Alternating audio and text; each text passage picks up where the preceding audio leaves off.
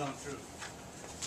I did want Jose to brief option B though, just to show the council, if we took that break area out and had the administrator's office do the L shape to the north rather than to the south, it opens the council chambers up a little bit wider. And so that's I think the next plan that you're going to brief. Just so you have a concept of what that might look like. It's a little bit more expensive because there's more walls and things that have to be done. And that's what I have flipped over in this other plan. Like Steve said, it involves a little bit more demolition in the bar area. There's an area that was originally built for the soda containers and the beer kegs as a cooler. This plan calls for those two rooms being demoed and turn them into a larger, wider council chamber.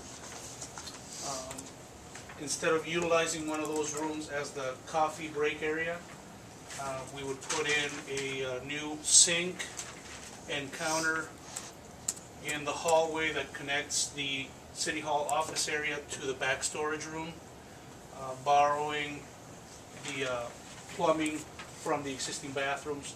Again, the bathrooms don't change. The city administrator's office in this scheme is a little bit larger, but not much. And the public area where people would come in to conduct business with the city staff is a little bit larger. The cost estimates that we prepared, you have there in the handout I distributed. Surprisingly enough, I was as surprised as anybody else probably is. The cost difference between both schemes is not that significant. It's the difference of about $7,000 between Scheme A and Scheme B. The majority of the funds that we expect will take to carry out this remodeling are in the demolition, general conditions, permits, bonds for the general contractor, rough carpentry and framing. There's a little 11,001, 12,008 on the other. Again, they're very similar. Both construction cost estimates include $11,200 for all of the new council chamber fixed furniture. That will be a new dais, and presentation tables and lectern. And we also have an allowance of $15,000 in those two cost estimates, in case you want to include new furniture for the staff. The original assumption is that pretty much everything that's in this space would move to the new location. Was that an off-the-shelf dais? No, it would be custom. It would be custom made, reusing parts of the existing bar.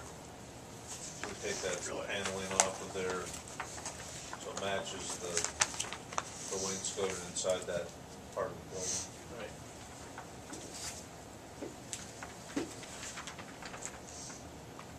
This also gives us a storage and an office space where that walk-in cooler is.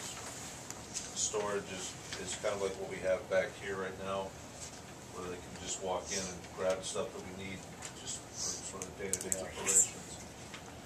Then the other office would be like for Joyce to work in, or if the engineers came by and needed to pull some maps, or anybody else that came through, the auditors, for instance, they might be in there, although more than likely they would be in the council room in the back corner.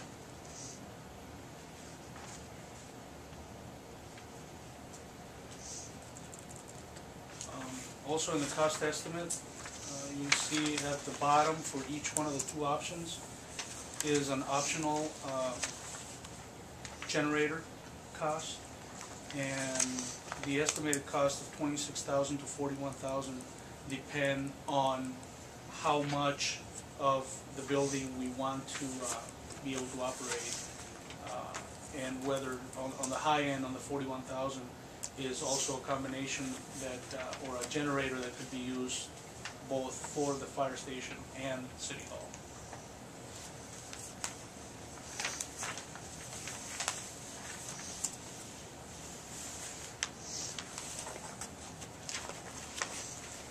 That would be located in the area between the two buildings.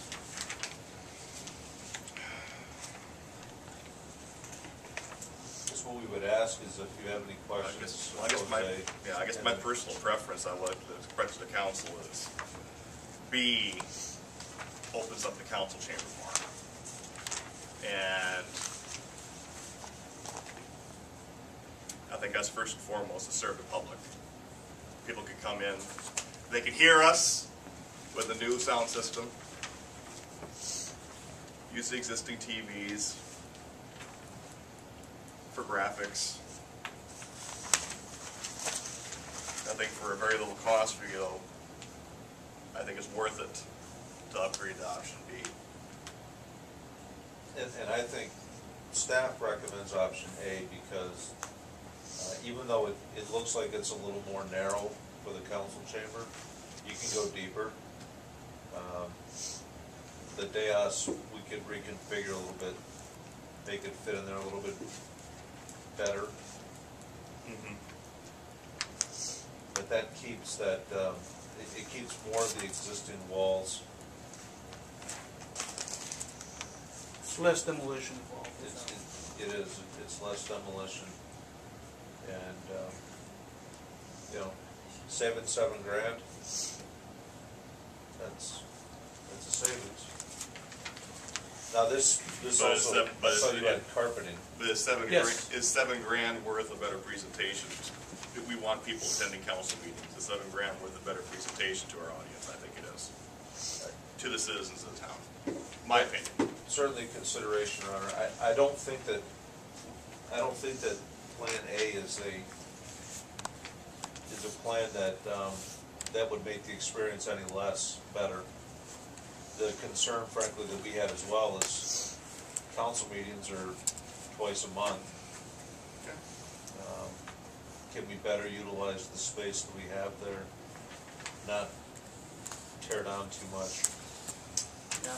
I'll note that option A, the seating area of the council chamber is about a foot wider than this room. Almost that From wall to wall. About what this is. And another practical purpose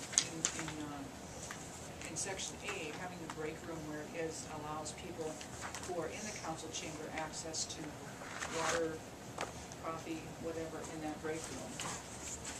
Otherwise, that's not. The other one, in that number 2, it's very fussy, very congested in our workspace, meeting room space, hallway space. All that's very congested, very much out in the open, not really accessible to anybody who's in the meeting section. Because we don't want people back in that section.